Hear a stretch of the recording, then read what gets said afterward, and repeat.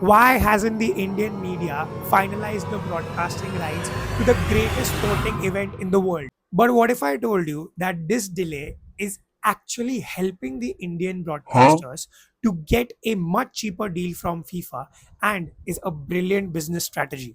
First, let's understand how these broadcasting rights work. For tournaments like the FIFA World Cup, the federation sells separate rights for different countries and regions. These rights include TV broadcasting, digital highlights, live streaming, and regional language feeds. Then the media companies bid for them. But they don't blindly bid any amount of money. They calculate that whether this tournament is going to actually make them any amount of profit, because buying the World Cup rights is insanely expensive. Reports suggest that FIFA initially wanted nearly 100 million US dollars for the bundled rights of FIFA World Cup 2026 and 2030. Now, normally, multiple companies would aggressively compete for rights like these.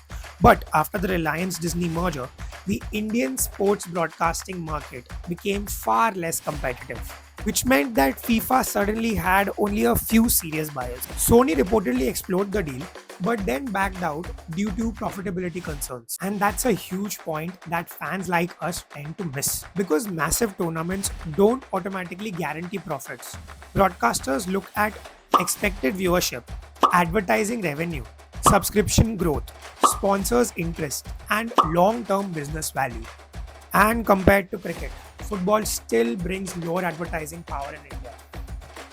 Which is why reports suggest that Jio Hotstar valued the rights much lower than FIFA expected and only offered around 20 million US dollars for the rights. What? That's a direct 80% drop from FIFA's original valuation.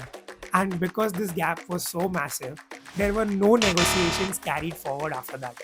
But here's where things get really interesting. The longer this deal is delayed, the more negotiating power shifts towards the Indian broadcasters.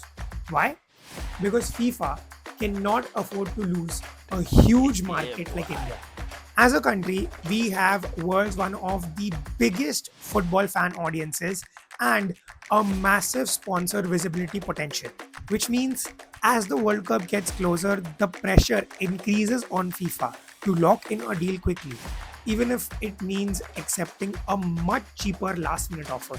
And reports now suggest that if private broadcasters don't finalize a deal in time, Doordarshan could step in as a backup option for selected matches like semi-finals and finals, but not the entire package of the World Cup. By doing so, it would be enough for FIFA to maintain reach and visibility in India. So when you look at the situation closely, this delay may not be entirely incompetent at all. In fact, it could be a smart waiting game done by the Indian broadcasters. But honestly, as a football fan, like millions of other Indian fans, I am just hoping and waiting for this deal to be finalized so that I am fully prepared to destroy my already destroyed sleep cycle for the entirety of 2 months, just witnessing the greatest tournament of the beautiful game. So, my fellow football lads watching this right now, let me know in the comments if you agree with my theory. Make sure to follow me for more football insights, fun content, and I'll see you in the next one.